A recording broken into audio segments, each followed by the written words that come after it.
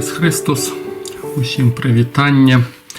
Хочу этим роликом поделиться з вельмі цікавай, як аказалася для мяне тэмай, нечакана, нарваўся ў адной літаратуры.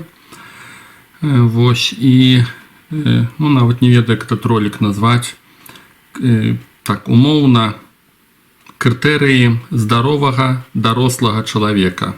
Гэта умоўна.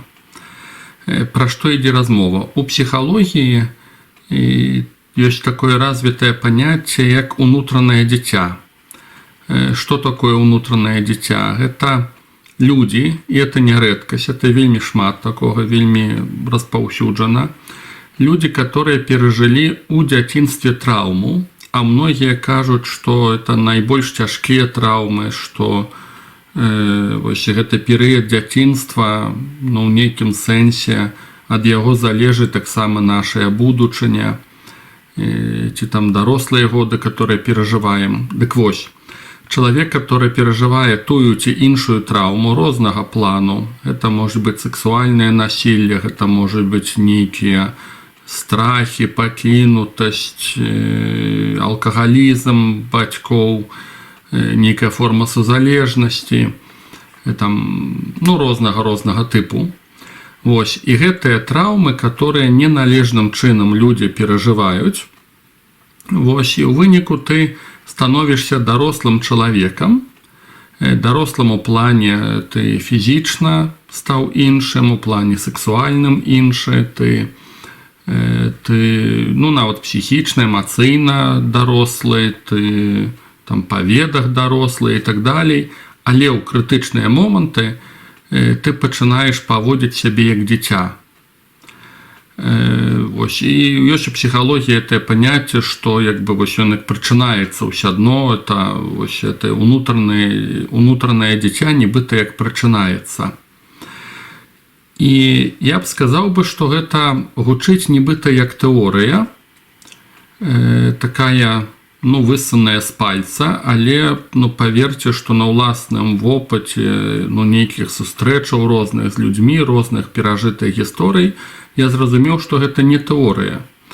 Таму што я нават не чуючы пра тое, што у псіхалогіі ёсць такі спосаб мышлення, там рознымі тэрмінамі ён будзе называцца, але ёсць этот напрамак мышлення, я сустракаў людзей, которые так перажылі траўму, што ў крызісныя моманты мне просто хацелася падысці да гэтых людзей і сказаць, што я бачу перад сабой не 40-50-гадовага чалавека, а 5-гадовага, который поступае роўна як ці думае, ці рэакцыі эмацыйныя, як адно як маленькае дзіця, хаця перад табой дарослы чалавек. То есть я такія гісторыі некалькі разоў перажываў з людзьмі, і просто аж такая спакуса была прыйсці і сказаць у лоб, што перастань быць дзіцёнкам, да, і это не то, што дурачацца, часам дарослыя людзі дурачацца, а тут не, тут на поўным сур'ёзе рэакцыя чалавека ідзе як дзіця.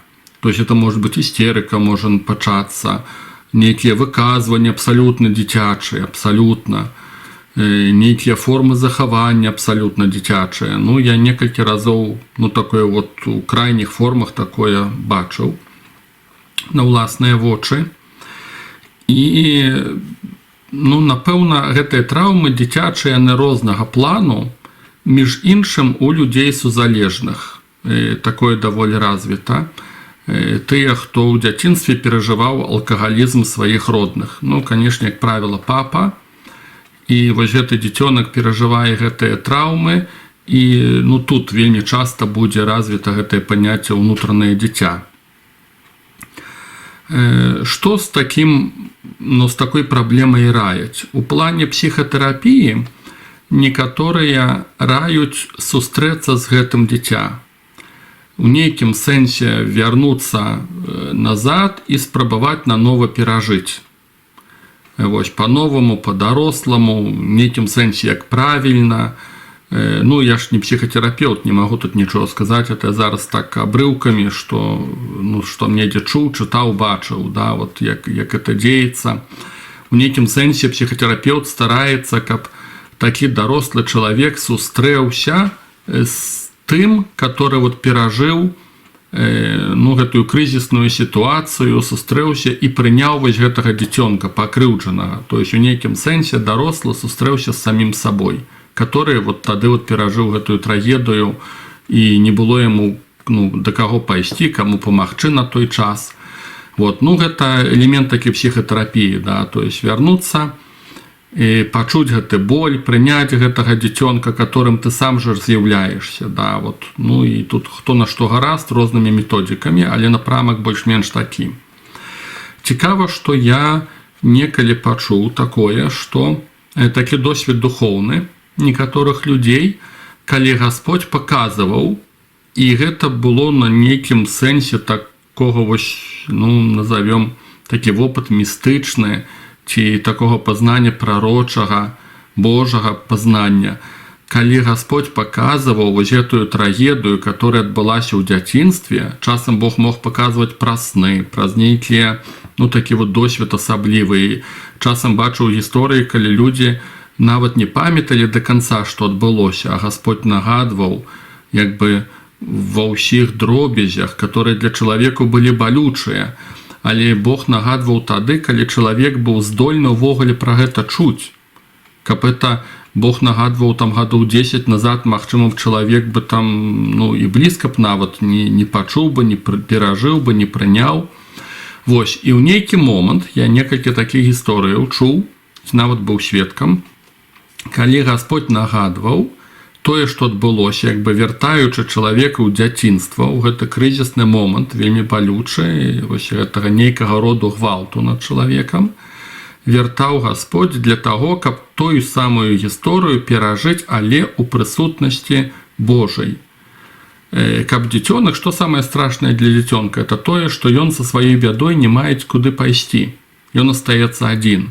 Калі б была здаровая сям'я, і ты мог бы прыбегчы там да мамы і расказаць і падзяліцца, вот як табе цяжка таму, што папа піў, калі б такое было, да, то магчыма б, ўсё б па-іншаму перажывалася б. Я памятаю такі момант, калі давялося размаўляць з дзяўчынкай, і мамай, дзяўчынкай, которая перажывала алкагалізм у сям'і. І я просто у дзяўчынкі, не памятаю, які ўзрост, я спытаўся, табе страшна, да, то ўсё ты памятаеш? Дзяўчынка кажа, да. Я пытаюся, а ты з мамай пра это гаворыш? Дзяўчынка глядзіць на мяне, кажа, не. І мама сама стаіць і чуе на ў шоку, і такая кажа, а чаму ты мне пра это не расказваеш? Па розных прычынах, да. То есть, альбо ўсё-такі няма такога даверу, альбо ўсё-такі, мама там не стварае такой атмасферы, каб расказаць, альбо дзяўчынка такая не магла. І гэта вельмі частая гісторыя, да, то есть вот эта вот самотнасць, ты перажываеш трагедыю, траўму, і ты адзін, і няма куды пайсці. І гэта найбольш балючае, аказваецца, для дзяцей. Дык вось этот вот момант такі, я это называю духоўная тэрапія, калі я быў сведкам некалькі гісторый, калі Бог нагадваў тое, што адбылося, і прапанаваў чалавеку вярнуцца ў гэты эпізод, але як бы перажыць не з аднаму вось у этой самотнасці, а ў веры, што Гасподь з табою, што ён цябе не пакінуў.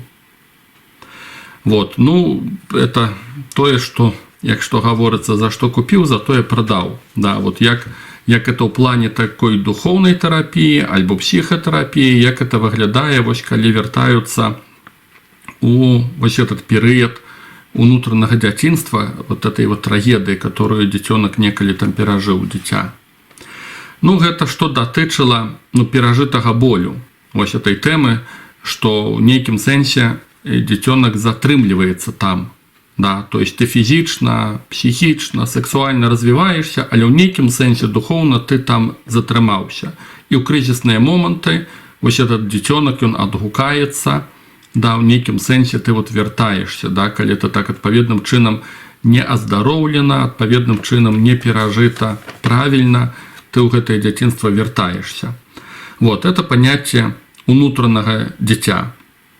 Вот, але ёсць яшчэ паняцце, з которым я часам сустракаўся, і, не часам, часта, калі гавораць, што ёсць унутраны дарослы.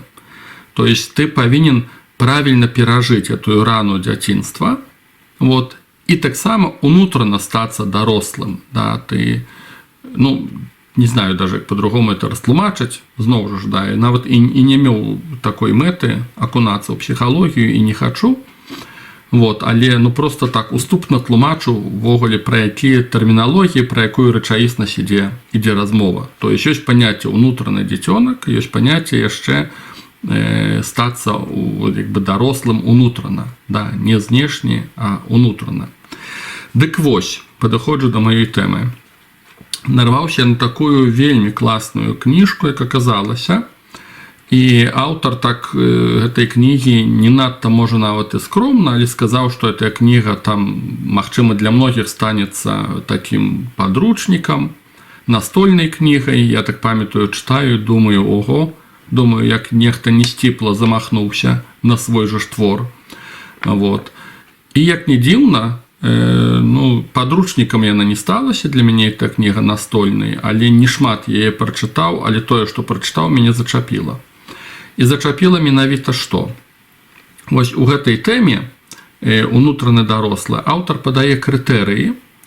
Не сказаць, што это тэст, да, это неяк так, ну, больш так апісова трошку, да, але падае крытэрыі праверыць самога сябе, насколькі ў табе вот сапраўды ёсць этот дарослы чалавек.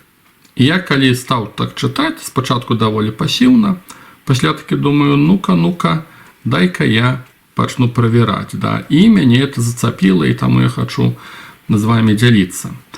Першае, што раіць аўтар, як праверыць стан свайго унутранага дарослага чалавека, здаровага унутранага чалавека. Што раіць аўтар?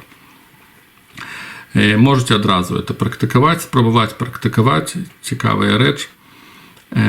Вазьмі аркуш паперы, асадку, аловак, не ведаю там што, і апішы, якія рысы мае твой унутраны здаровы чалавек. Вот, то есть апішы сябе, вот па чым бы ты сам сябе характарызаваў як дарослага чалавека. Рысы характару, рысы паводзінаў, нейкіх элементы тваіх паводзінаў. То есть апішы сябе як твайго унутранага здаровага чалавека. Што прыйдзе на ум, то і напішы. Другі крок у гэтай жа тэме, што зрабіць? Напішы, якія рысы ты хацеў бы мець. То есть спачатку напішы, кім ты ёсць, як унутраны дарослы чалавек, пасля напішы, у другой калоне напішы, якія прысы ты хацеў бы мець. Ну, якая тут парада, да, што можна зрабіць, што аўтар раіць этой кнігі.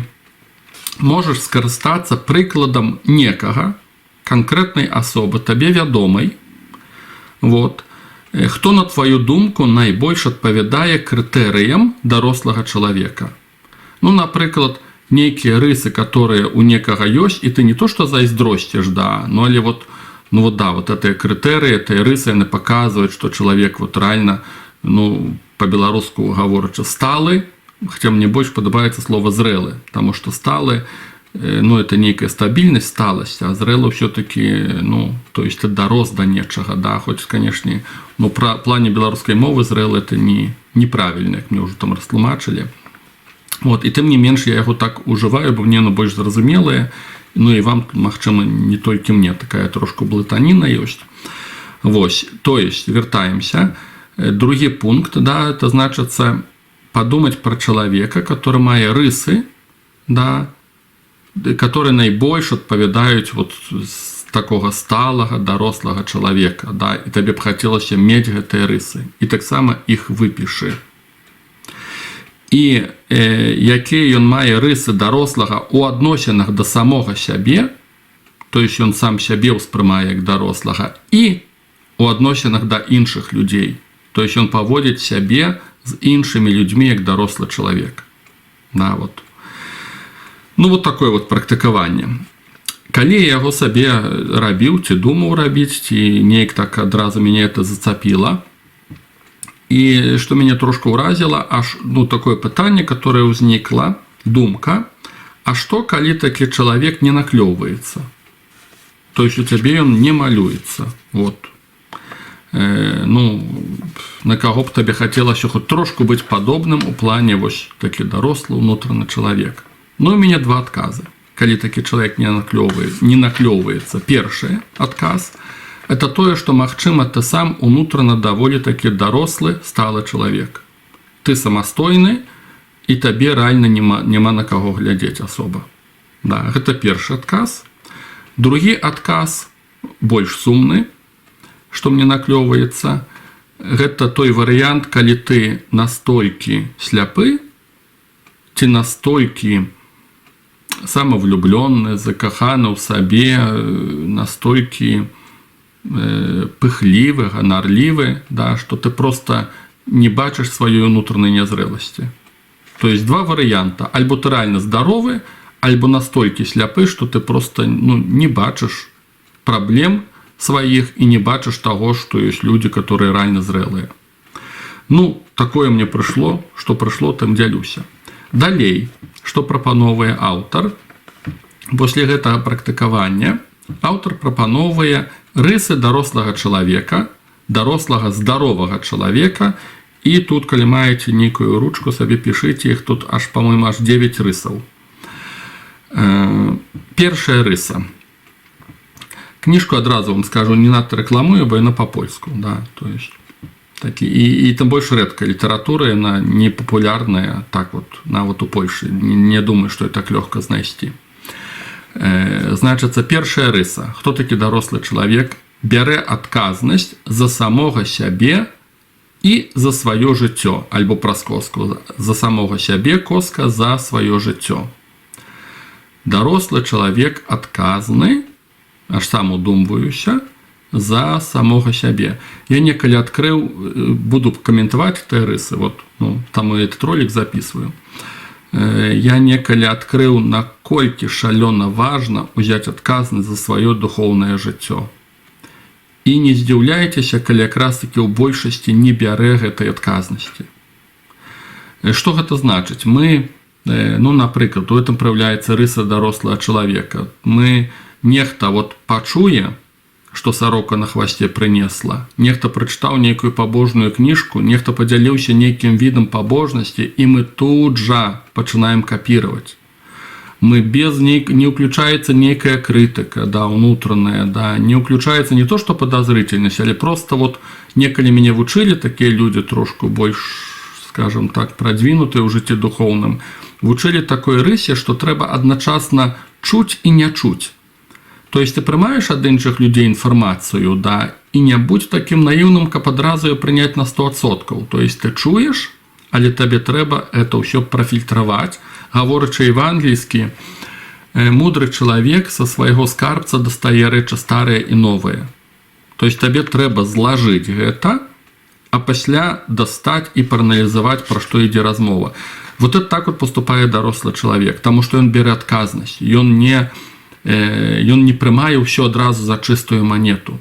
Дык вось нязрэласць такая унутраная праяўляецца ў тым, што многія не бяруць адказнасці за сваё духоўнае жыццё.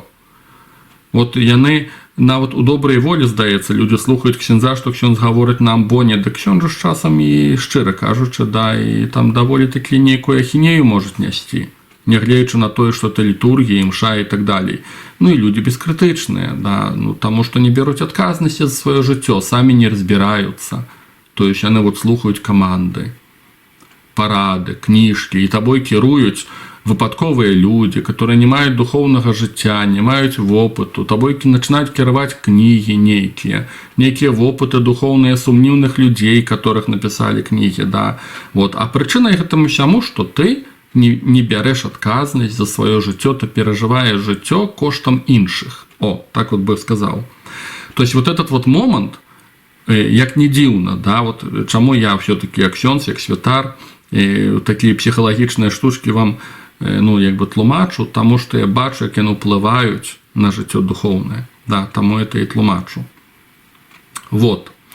Значыцца, што яшчэ робіць такі вот чалавек, который не бярэ адказнасці за самога сябе, ён шукае вінаватых. Шукае вінаватых вакол. То есть это не я зграшыў. Гэта вот у нейкім сэнсе такую адсутнасць такой адказнасці праяўляе Адам.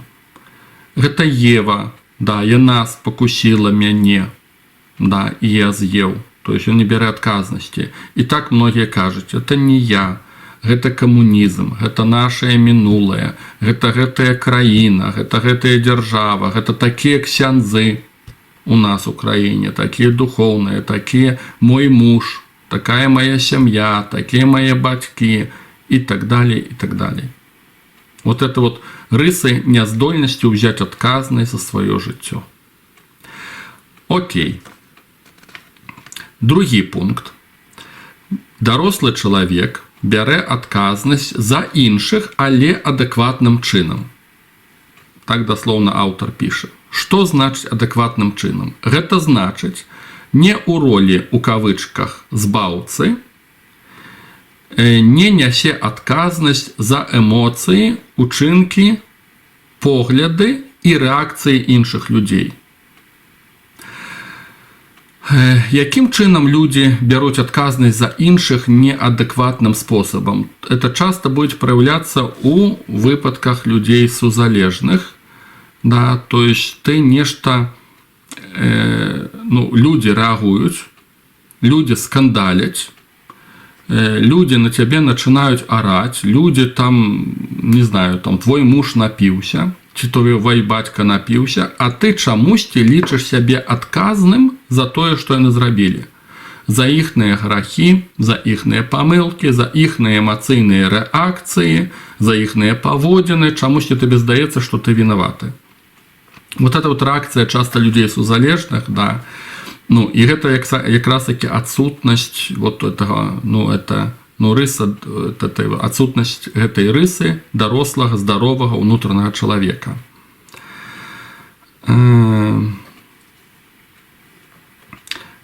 Я так прокомментую этот пункт. Не то, что у меня такое правило, але я вельмі часто, и оно так, не знаю, ці созрело во мне, ці нарадзілася, ці я так дарос, дайшоў до такого пункта, что я часто увогуле не падыходжу, назову это так, не падыходжу до пытання, чаму іншыя так сказали, альбо так зрабілі, альбо так подумали. Поглядите, як часто, мне так часто задавали пытанне, вот веруючыя, а чаму той і той так сказал? А чаму той і той так поводит себе? А чаму той і той вот так вот думае? Так вот я таких пытаний не задаю. Я просто стверджаю факт, что іншы чалавек вот так реагуе, вот так думае, вот так поводит. Часам скажу, что это ерундово, часам скажу, что это грех, часам нічога не скажу, но я не задаю пытанняў, чаму яны так робяць. То есть для мяне эта тэма ўвогуле чужая. Это другі пункт. Подзяліўся такой своей схемой, да, но это другі пункт. Дарослы, внутренне здоровый человек бярэ адказнасць за іншых, але адэкватным способом, то есть не за іхныя эмоции, реакции и так далее. Третий пункт. Даруйте, тут можно раздувать сколько угодно, але сам, насколько могу писать этой коротейшей ролики, ніяк не атрымоўваецца, что зробіш. Да. Третий пункт. Рыса дарослага чалавека умее знайсці раўнавагу паміж асабістымі патрэбамі і патрэбамі іншых. Прыклад евангельскі, это мой каментар. Вот як раўнавагу гэтую шукаць. Прыклад наш Господь. Ён часам мы читаем у Евангелии, что он не мае часу поесці, и яго за это обвинавачивают, кажут, что у яго уже крыша поехала, что так много людей он прымае и молится, и проповедует, что не мае часу поспать и поесці. Яго за это обвинавачивают. То есть, как бы он дозволяе себе в нейкім сэнсе, он весь час патрэбны людям. Да, вот он дозволяе быть патрэбным людям, да, бачыць іхныя патрэбы. Але калі Езус разумее, што так трэба зрабіць, ён аддаляецца і аддаляецца так, што яго ніхто знайсці не можа. Часам могуць знайсці, ён пераплыў на другі бераг, людзі там пешкі дабеглі там і так далее, ёсць такія эпізоды, а часам аддаляецца так, што просто раз і няма, ўсю ноч няма. А ён недзе там у адзіноце моліцца, над раніцай вяртаецца, усе здзіўляюцца, цябе шукаюць. Вот, ну, то есть, раз знік, яго там сотні людзей шукаюць, не могуць знайсці. А аб чым это сведчыць? Езус выразна бачыць патрэбы людзей і бачыць свае таксама духоўныя патрэбы. Яму трэба пабыць зайцом, яму трэба пабыць аднаму, і ён выразна гэта бачыць. Ён не закладнік гэтых патрэбаў людзей, да, яны ім не маніпулююць. Вот это вот рыса дарослага чалавека. Зноў ж, можна раздаваць бясконца. Вот это вот третья рыса. Ну просто класс. Я в захаплении от этих пунктиков. Четвертая рыса. Дбае пра сябе. Нічога я там больше не знайшоў в этой кнізе, каб это скаментаваць. Вот что я каментую. Думаю, что ідзе гаворка між іншым пра знешні выгляд наш. Напрыклад, жанчына, которая дбае пра сваю прыгажосць, которая дбае пра сваю чысціню, не толькі жанчына, мужчына, да, который дбае пра сваё здароўе, пра ежу, пра сон. Вельмі характэрная рыса, гэта я асабіста бачыў са свайго вопыту, у людзей, зноў жа ж, да, сузалежных, дзе не будзе развіты вось гэты унутраны здаровы дарослы чалавек, а скарэй наадварот, там, вот это хворае дзіця унутранае развітае. Характэрна вельмі для людзей сузалежных это тое, што яны і дбаюць адначасна і не дбаюць пра сябе. Напрыклад, могуць дбаць пра свой знешні выгляд, але не будуць дбаць пра сон і ежу. Часам не дбаюць увогуле ні пра што, но часам, можа там пра сон дбаюць, пра знешні выгляд не дбаюць. Жанчыны, напрыклад, не дбаюць пра сваю прыгажосць знешнюю. Вот это вот характерный, по моему опыту, по моему назиранию, это характерная рыса для сузалежных людей у большей ці меншай ступені. Вот, быў такі час, і гэта, зноў жа ж, не акунаюся ў многія гісторыі, каб не каментаваць, але быў такі час, калі на гарызонце паяўляліся людзі з рознымі праблемамі, і я разумеў, і па нейкаму настаўніцтву Божаму, і ўжо па свайму вопыту таксама, я разумеў, што адны з першых пытанняў, которые трэба задаваць між іншым дзяўчатам, это колькі ты ела, колькі ты спала. Не акунаюся ў гэтую тэму, просто бачыў, як шмат праблем, калі гэтыя пункты не працавалі. Ты капаешся там у духоўных сферах, а з нейкіх больш элементарных пытанняў трэба было пачынаць, з гэтага пытання, ці чалавек дбае пра сябе. То есть ты прабуеш у нейкім сэнсе духоўна памагчы рашыць сур'ёзныя праблемы, і ты разлічваеш, да, што перед табой дарослы чалавек, а на самой справе не. Перед табой знешне дарослая жанчына, а на самой справе дзіця, которое не здольнае пра сябе дбаць. Да, і, то есть, это в пару пунктах, да, тэма завялікая. Ладно, 5 пункт.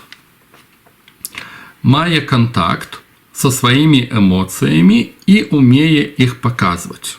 Гэта 5-я рыса дарослага чалавека. Мой каментар.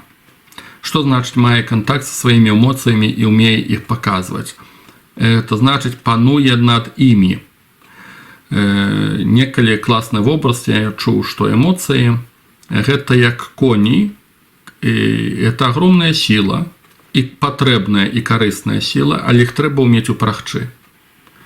Калі мы просто ведаем, што яны ёсць, але ўсё-таки не пануем над імі, не ўпрагаем, то гэтыя коні ідуць у разнос. Калі іх упрагчы, 3 лошадей, да, то есть, это будзе шикарная сані ці шикарная карета, прыгожая.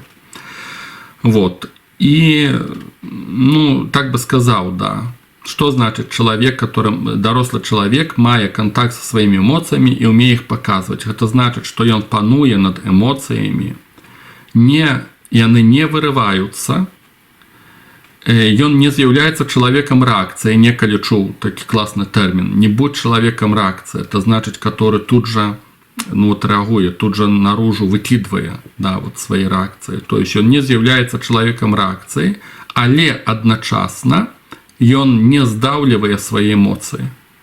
Ён умее іх прызнаваць, ён іх дазволіць ім выразіцца под контролем. назваў это як змог. То есть трэба быць з аднаго боку праўдзівым, называць гэтыя эмоцыі, вот, і, ну, але разам з тым не дазваляць, каб яны кіравалі табою. І яшчэ адзін такі пунктик, таксама думаю, што важны, што таксама быць праўдзівым у тым, што калі эмоцый няма, то так і назваць, іх проста няма, іх не трэба на сілу выдумляць. Бо найчасцей мы чуем, што людзі не кантралююць свае эмоцыі, але таксама я, як, ну, сам па сабе так ужо шчыра скажу, што чалавек, любы чалавек эмацыйны, да, але, ну, у маім жыцці эмоцыі не асоба там і шмат праяўляюцца, і не таму, што іх здаўліваю, таму, што яны не паяўляюцца проста. То есть я перад сабой праўдзівы, што вот яны вот, ну, просто не паяўляюцца, мне няма чого іх здаўліваць. Ну, то есть таксама в этом надо уметь прызнацца. Не шукаць іх на сілу, калі іх там няма. 6 пункт. 6 рыса. Здаровы ўнутраны чалавек, дарослы, трымае баланс паміж жыццём працы і іншымі сферамі жыцця. Ну, што б я скаментаваў, да, якія это іншыя сферы жыцця. Ідзе размова пра, ну, працу тваю, ідзе размова пра адпачынак, пра сям'ю і пра тваё жыццё духоўнае, твае духоўныя патрэбы. Праблема ў чым? Што нездаровы ўнутрана вот, чалавек, ён увесь час жыве на працы. Это часто развітая такая рэч, да, што мало таго, што людзі сузалежныя часта перапрацоўваюцца, бо яны не умеюць стрымаць межаў, но это про это далей там будзе пунктик такі. Вот, і то есть яны працуюць намнога больш, па-другое, яны ідуць да хаты, і яны, ну, нават свой заслужаны адпачынак не могуць перажыць, то есть яны ўвесь час вот жывуць працай. Да. Ну, это адна з рысаў, характэрная для сузалежных людзей.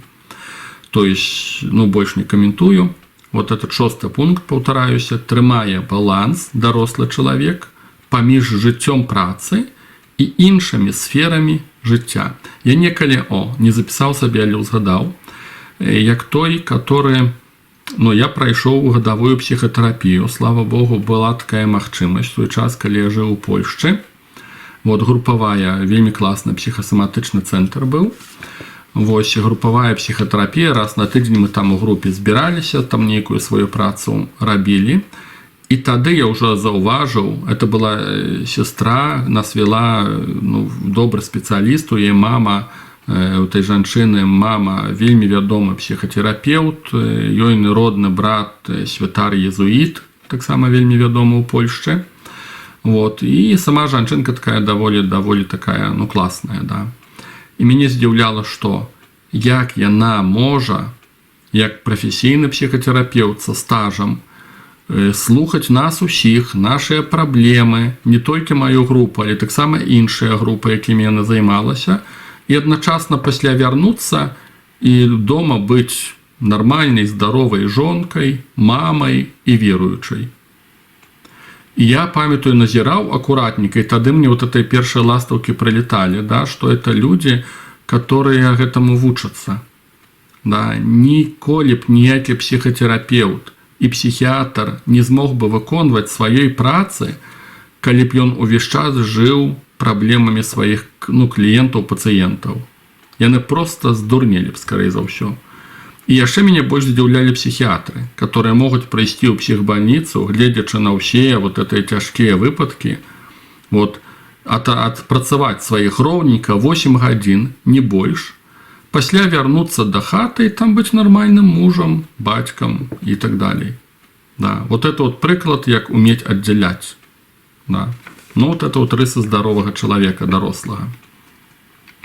Трымаць этот баланс. 7 рыса. Дбае пра свае межы і межы іншых. Адразу скажу, агромністая тэма. Можна хоць асобна цэлы ролик записывать, да. Адразу, хто яшчэ не чытаў, вельмі раю пачытаць Клаўда. Клаўд і Таусенд, это кніга «Бар'еры». У інтэрнэце можна знайсці, замовіць. Это одна з падставовых тэмаў, которую сузалежны чалавек напэўна павінен падняць, і многія з нас, беларусы ці грамадзяне ці жыхары быўшага СССР, гэтую тэму павінны падымаць. Это тэма асабістых межаў. Коротка. Вобраз такі. Што такое асабістыя межы? Гэта небачныя межы адносінаў паміж табой і іншымі людзьмі. Як правіла, яны ў нас парушаюцца. Парушаюцца на ўзроўні соцыума, на ўзроўні грамадства, на ўзроўні ідэалогіі, на ўзроўні сямейным, алкагалізма, працы, у касцёле парушаюцца гэтыя межы. Там, в прынцыпе, межаў тут у нас такіх асабістых няма. І вельмі класны вобраз, который ўжывае Клауд у гэтай кнізе. Это веруючыя аўтары, пратэстанты, амерыканскія. Усё жыццё па гэтай тэматыцы працуюць. Вельмі класны вобраз, які яны ўжываюць, што такое межа ў асабістых адносінах. Гэта як пад'ёмны мост альбо пад'ёмныя вароты. Гэта ты, не проста, што ты закрыешся ад усіх і не ўпускаеш нікога ў сваё жыццё. Гэта ты вырашаеш, калі гэтыя вароты падняць, а калі апусціць. Ты гаспадар свайго жыцця. Перад некім ты выстрайваеш межы і не дазваляеш яму ўваходзіць у тваё жыццё і карыстацца табой і садзіцца табе на шыю. Перад некім ты выстрайваеш, а перад некім не. Перад некім дазваляеш. І гэта ты павінен вырашыць. Што яшчэ важна? З этой тэмы некалі ў свой час даволі ў ёй капаўся. Што яшчэ важна з этой тэмы? Чалавек, который не трымае сваіх асабістых межаў і дазваляе, каб іх парушалі, гэта ў выпадку сузалежных людзей, як правіла, так ёсць, то такі чалавек таксама, як правіла, не ўмее шанаваць межаў іншых. Таму гэты пункт і гучыць, прачытаю яшчэ раз яго. Дарослы ўнутраны чалавек дбае пра свае межы і межы іншых. Это ўзаемазвязана. Калі ты ведаеш увогуле, што гэта за тэма, калі ты адчуваеш, што твае межы парушаюцца і ты ўмееш іх бараніць, то таксама ты тады зможаш шанаваць межы іншых людзей. Это ўзаемазвязана, то ўзаемазаканамерна. Хоць пару прыкладаў, калі парушаюцца межы. Напрыклад, тады, калі кантроль па тэлефоне. Родзічы твае тэлефануюць табе, і нават не пытаючыся асоба, там мама часта можа так, і не пытаючыся асоба, маеш ты час, не маеш ты час і так далей. І гэта пастаянныя званкі, не тое, што яны частыя. У некаторых выпадках людзі проста, я ў шоку часам, калі людзі кажуць, што мама звоніць разоў 5 на дзень, кожны дзень. Это, як па мне, это паталогія. Нават не ўпэўнены, ці Клауд тут паможа, то есть это паталогія. Калі нешта такое адбываецца, і прычым, што такое межы, ты к этому прывык, но ці табе это некамфортна. Эта тэма межаў парушаецца, ты не хочаш, каб так часта званіла, але ты думаеш, як же ж, это ж твае, як, і адбываецца гвалт над табою. Это прыклад, дзе парушаюцца межы. Пасля, напрыклад, дзе парушаюцца межы, это перапрацоўка на працы. Зноў жа, у залежных людзей часта, то есть усе людзі як людзі, раз скончыўся працоўны дзень, все пайшлі дадому. А тут к табе прыходзіць яшчэ 100 папераў, калі ласка, зрабі то і то, і ты працуеш дапазна, альбо прыходзіш да хаты, яшчэ дома это робіш, Не каментую, тэма вялікая, бо разумею, што это таксама і пытанне сістэмы, ці спосабу працы, ці нейкіх месц працы. Канешне, для настаўнікаў это па-іншаму, зусім балючая тэма, для медыкаў это будзе балючая тэма. Зноў жа, нашая сістэма як сістэма, это асобная тэма, але вельмі часта таксама это пытанне межаў. Вельмі часта гэта пытанне тваіх асабістых межаў, што ты іх не ставіш, ці не ўмееш ставіць, ці увогуле нават ніколі не задаваўся такім пытаннем. Пасля тут таксама будзе тэма маніпуляцыі. Часам тэма фізічных межаў. Да, это тема сексуальности, не улажу, просто так маячу трошку, бо это за великая тема. 4 пункт. Ой, сорі, заблытаўся. 8 пункт. Значит, это был 7. Дбае про свои межи и межи іншых. То взаимозвязано. 8 пункт. Умея яднаць свае патрэбы з сістэмай вартасцяў. Кропка. Мае свядомасць сваёй сістэмы вартасцяў. Вельмі класная штука. Што значыць мае патрэбы і сістэма вартасцяў? Пра гэта пісаў, між іншым, Эріх Фром, амерыканскі псіхааналітик, да, што ў кожнага, не толькі ён, але чамусьці у яго я там недзе там на это нарваўся, эту тэму. Сістэма вартасцяў дае нам здаровую антрапалогію. То есть, кім ёсць чалавек, між іншым, найбольш на гэтую тэму, на гэтае пытанне уплывае твоя сістэма вартасцяў. Нават не сексуальнасць, там, да, не розніца палоў, а менавіта твоя сістэма вартасцяў. Да. Эріх Фром цікава пісаў, што сістэму вартасцей, што яны ёсць розныя сістэмы, і яны не сумяшчаюцца. Напрыклад, ён лічыў, што калі чалавек кажа, што для мяне вартасцю ёсць мір, я мірны чалавек, Эріх Фром пісаў і лічыў, што сістэма вартасцей за мір, за супакой у свеце не адпавядае сістэме вартасцей эканамічнага роста. То есть, калі нехта гоніцца за грашмі, эканоміка, там, капіталізм і так далее, і адначасна кажа, што ён за мір, Эріх Фром, конечно, чалавек, як вырас у капіталістычнай дзяржаве, казаў, што гэта несумяшчальная сістэма вартасцяў. Чаму? Таму што капіталізм вымагае вайны. Калі ты хочаш, каб эканоміка развівалася ў дзяржаве, перыядычна такая дзяржава павінна ваяваць. Гэта нейкія такія правілы, і, на жаль, мы іх назіраем. Да, назіралі, калі добра падумаўшы. Вось. Гэта так, між іншым, да. Значыцца, сістэма вартасцяў – это што? Гэта этыка, гэта мараль, гэта вера, гэта, напрыклад, быць адказным, быць чалавекам слова, быць чалавекам добрым, бараніць слабых. Да, гэта ўсё рысы нейкай там сістэмы вартасцяў. Напрыклад, калі не працуе сістэма вартасцей, такі яркі прыклад, да, калі этот пункт не працуе, то есть не праяўляецца даросласць, да. Паўтаруся за тым пунктам, дарослы, унутрана дарослы чалавек умее яднаць свае інтарэсы асабістыя з сістэмай вартасцяў. То есть, калі этот пункт не працуе, напрыклад, хлопец пачынае заліваць дзяўчыне, заліваць у кавычках, это жаргон, пачынае заліваць дзяўчыне, якія для яго важныя вартасці сямейныя, і што ён веруючы, і як ён марыць стварыць сям'ю, і толькі з ёй, і ўвогуле вернасць, і слова, і так далей, і недоўга, так павешаўшы лапшу на вушы такой дзяўчонкі, зацягвае яе ў ложак. Да? То есть, это яркі прыклад, калі твае асабістыя патрэбы, у яго ёсць патрэба, зрэшты, не хачу я асуджаць, сексуальныя патрэбы, яму хочацца секса, да, ён там, не можа вытрываць, да, ён такі. То есть, это яго асабістая патрэба, яна не адпавядае яго сістэме вартасцей. Ёсць падліцы, которые так гоняць, таксама жаргон это слово гоняць, да, то есть, яны абманваюць, а ёсць, которые шчыра в это вераць. То есть, которые шчыра вераць, што яны веруючыя, да, што яны за сям'ю, і тут жа зробіць усё, каб перакрэсліць тое, што да гэтага моманту казалі.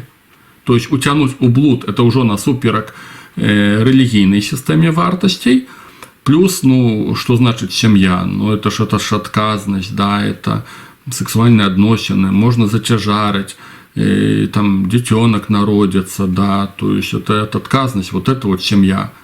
Калі так безрассудна, так толькі таму, што табе хацелася ўлезці ў секс, да, так ты рэальна ставіш пад артылерыйскі абстрэл усё, што называецца сям'ёй. То есть после такого нежелательного секса уже сразу можно все похоронить. Да. І парадоксальна, што некаторыя хлопцы рэальна вераць у тое, што вот яны за сям'ю, яны вот за туплівасць маралі глыбокія, да, і, ну, і, блин, і 10-й раз выходзіць, як выходзіць, да. Это вот яркі прыклад, калі, ну, так бы это я каментаваў, да, калі твае патрэбы не супадаюць з тваёй асабістай сістэмай вартасці, да. Ну, і тут, на жаль, таксама крыецца, на жаль, крывадуша по-другому не назовешь многие хлопцев-католиков. Ну, на жаль, хлопцев частенько, да. Вот. То есть два пункта, вертаюсь до этого пункта, два элемента этого пункта. Уметь яднать свои потребы асабістыя з сістэмай вартасцяў, і тут же в этом пункте мець свядомасць сваёй сістэмы вартасці, уметь яе назвать. То есть, да, і, ну, у рэальнасці, не ў фантазіях тваіх, як бы хацелася, а ў рэальнасцях, да якой сістэмы вартасцяў ты трымаешься. Ой, не напісаў этот пункт, ну, але, канешне, мне ён успомніўся, да. Калі я хадзіў у калонію, турэмнае служэнне, то вот, ну, в гэтым асяроддзі, так званае вот крымінальнае, блатное, яно мела ўжо хіба што не, думаю, што там не шмат асталося з этой схемы, да, але, напэўна, раней, хотя б советских там часов, то вот это вот осяроддзе блатное криминальное, воровское назовем это так, да, и оно имело свою систему вартостью. И это дикая система вартостью была, да. То есть человек приходил на блатную хату, задавал пытание браткам, что робить, тебе казали, что надо робить, да, и ты повинен был это выконать. Ну, вот, калі ты ў гэтым асяроддзі вот, блатным, да, таким ось аўтарытэтным. Я чуў гісторыі, где люди вот так вот атрымлівалі раскруткі ў турме, чарговыя срокі, таму што прыходили на блатную хату, і табе браткі казалі, што, ну, напрыклад, цябе прынізілі, надо бить трубой за это, да, і чалавек вот, ну, павінен быў выканаць, да, то есть будь верны слову. Калі вор у законе казаў, я яго казню, то былі выпадкі, калі міліцыя вывадзіла нейкага зэка ў другія калоніі, таму што ведалі, калі ён сказаў, ён это зробіць. Вот это вот свядомасць сістэмы вартасцяў. Ты не просто вот плявузгаеш, ты это выконваеш, да.